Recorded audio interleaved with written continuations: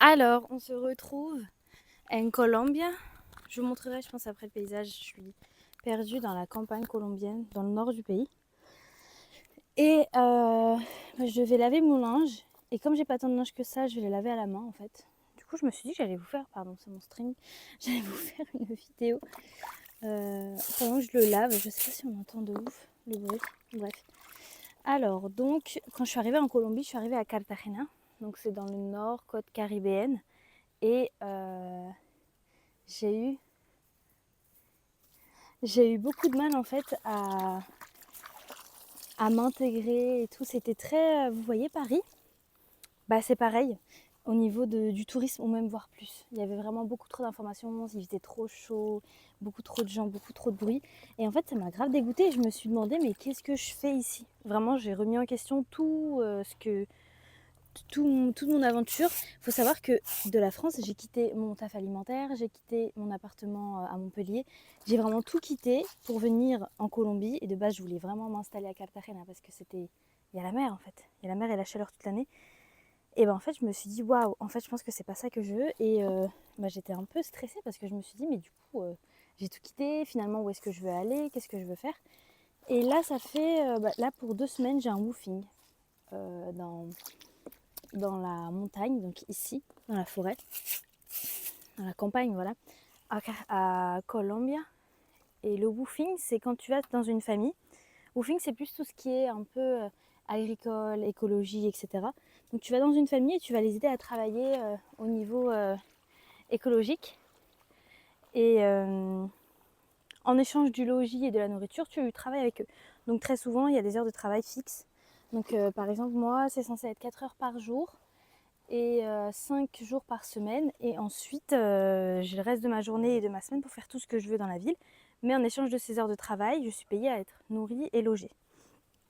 Donc c'est plutôt pas mal quand tu veux voyager parce que du coup, tu as juste acheté ton billet d'avion et puis tu vas dans une famille ou dans un endroit particulier dans lequel tu as déjà une situation qui t'est proposée. Donc c'est plutôt cool. Donc je suis là pour 2 semaines. Moi, mon taf ici, c'est de m'occuper des chèvres. On fait du lait de chèvre. Donc le matin à 6 h, on se lève. On va les traire, on donne le biberon au bébé parce qu'il y a des petits chevreaux trop mignons. Vénus et Saturne d'ailleurs. Et qu'est-ce qu'on fait d'autre? Ouais, on les traite, on leur donne à manger et ensuite on les laisse gambader toute la journée.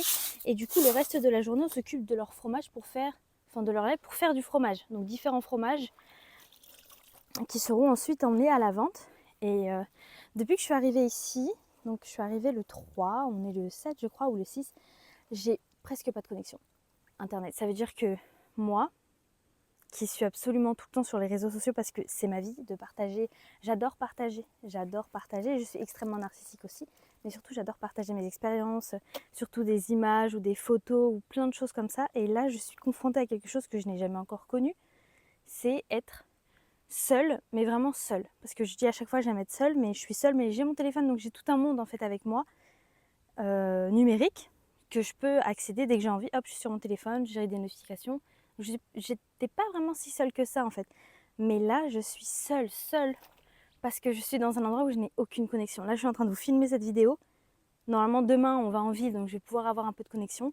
Mais ici, là où je suis, même avec ma 4G, parce qu'il n'y a pas de 5G, même avec ma 4G que j'ai payé 30 000 pesos, je n'ai pas de connexion. C'est assez frustrant, surtout au début, parce que je pensais pas que j'allais avoir vraiment pas de connexion. Je pensais que j'allais pouvoir au moins gratter ou réussir à en trouver quelque part. Pas du tout. Donc ça m'a mis un gros coup de mou et j'ai aussi repensé à plein de trucs. Je me suis sentie très seule. Et seule même au niveau de ma famille et de mes amis. En fait, c'est une solitude que j'ai jamais connue parce que c'est pas que je m'en fous, rien à voir. Hein. C'est juste que j'aime trop être toute seule et du coup, c'est pas un truc auquel je pense de voyager seule. Mais là, je vous avoue, la deuxième nuit, j'ai lâché ma larme. Hein. J'étais là avec... parce que pour mon anniversaire, on m'a offert un... Ma meilleure amie, Julie, m'a offert un... Comment dire? Vous voyez l'endroit où on met toutes les photos, là? Elle m'a offert ça. Et du coup, il y avait des photos de toute ma famille, d'elle, de mes amis, d'Océane, de plein de monde. Et je l'ai ouvert, je l'ai regardé, puis j'ai chialé en fait. Je me suis dit, mais c'est génial de voyager. À chaque fois, je promenais toute seule, mais là, en fait, je me vois bien voyager avec quelqu'un.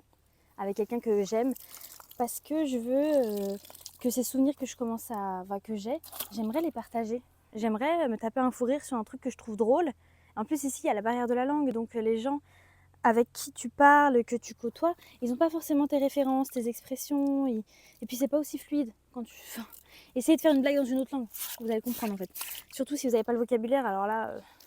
moi je suis quelqu'un qui rigole beaucoup, qui aime bien prendre les choses à la rigolade, à la légère et tout, et alors là...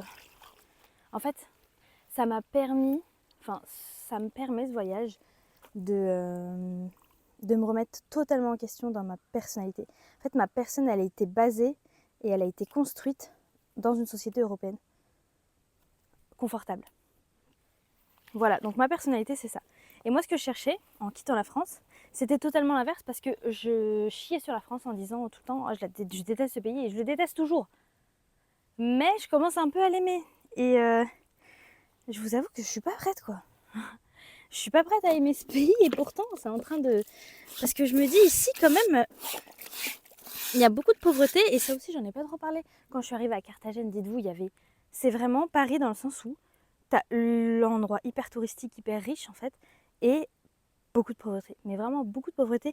Et j'ai eu beaucoup de mal à voir ça aussi. Et dès que t'es là-bas, les gens, ils veulent te... Bah, ils voient que t'es un Européen, donc ils pensent que t'es méga riche. C'est sûr que la devise ici, on a quand même plus de sous que... Mais du coup, ils veulent te la mettre, quoi. Et c'est pas bienveillant, t'es pas dans un endroit où tu te sens... comment dire, je dirais pas respecté, mais presque. Vraiment, t'as un porte-monnaie ambulant et fait chier en fait. Moi, je suis là parce que j'ai envie de rencontrer des gens, parce que je veux savoir comment ils vivent et tout. Bon là, j'ai envie de vous dire, j'ai le j'ai le mood, mais c'est vrai que sans connexion, c'est dur. Donc tout ça pour vous dire que je me suis dit que j'allais reprendre un vol et retourner en France. Donc dans la panique, qu'est-ce que j'ai fait? Bah, j'ai pris un vol pour retourner en France le 22 novembre. Sauf qu'en fait, je pense que j'ai fait une grosse bêtise et mon vol, je peux pas le...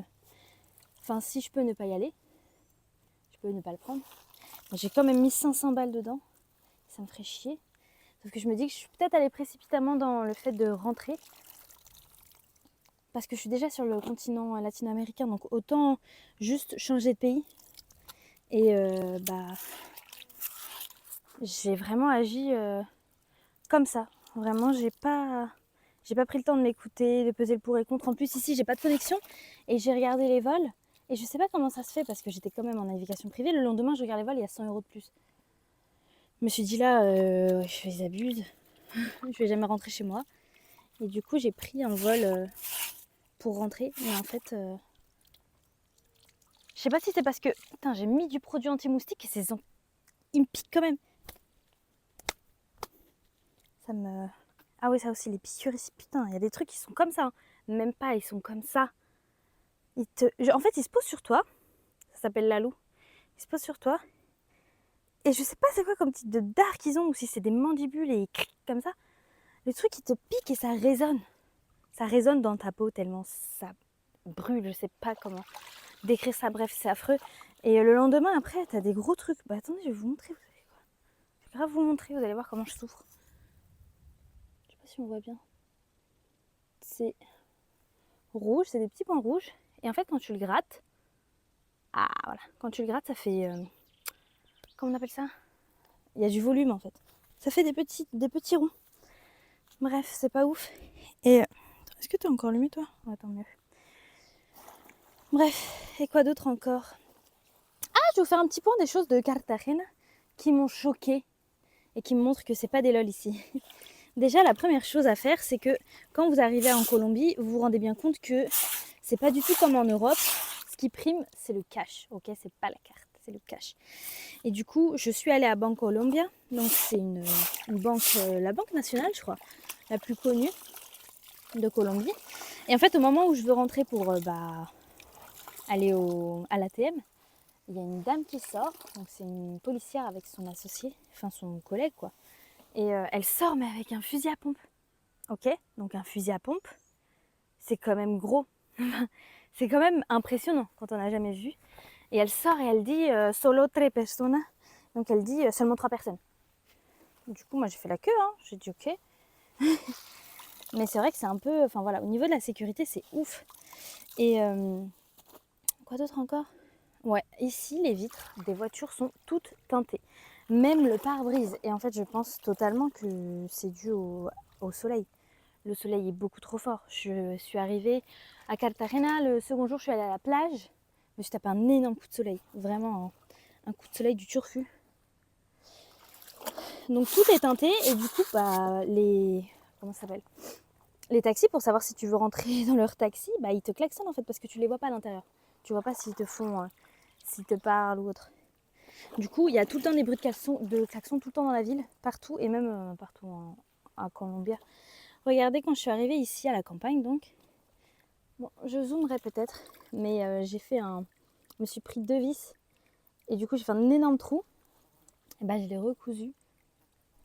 Et bah je le préfère maintenant. Voilà. Et maintenant il est unique. Et il y a aussi quoi d'autre? La chaleur. Une chaleur mais qu'on connaît pas en France. Vraiment, on connaît pas cette chaleur en France. J'ai jamais senti une chaleur pareille. Mais même à Montpellier. C'est une chaleur hyper humide parce qu'on est quand même sur la côte caribéenne, il y a la mer. Et pourtant quand il y a du vent, parce que la mer, vent, mer, le vent il est chaud. Alors là, je peux vous dire que à chaque fois qu'on sortait, que je sortais ou qu'on sortait avec des personnes que je connaissais du coup à mon hostel, à chaque fois qu'on sortait, bah on rentrait, on se tapait une douche, mais une douche. Parce que t'es obligé en fait de comment dire, de te laver après, tu dégoulines dès que tu sors. Les vendeurs à la sauvette aussi, je sais pas si... Ouais, je crois que j'en ai parlé un peu, les vendeurs à la sauvette, c'est un truc de ouf. Vraiment, tu sors et ils vendent de tout. C'est là aussi d'où vient on peut voir la pauvreté. Ils vivent de ceux qui vendent à la journée et donc ils sont pas là pour jouer. Alors vraiment, ils vont te voir, ils viennent te chercher quoi. Et ils vendent vraiment de tout. Ils te vendent des tours pour aller sur une île. Ils te vendent des trucs de ouf. Moi, je me souviens, je suis allée sur une île qui s'appelle non, j'allais dire Puerto Aventura, pas du tout. Punta Arena, je suis allée à Punta Arena et il faut savoir qu'avec notre hôtel, c'était un tour qui était fait par eux et c'était 47 000 pesos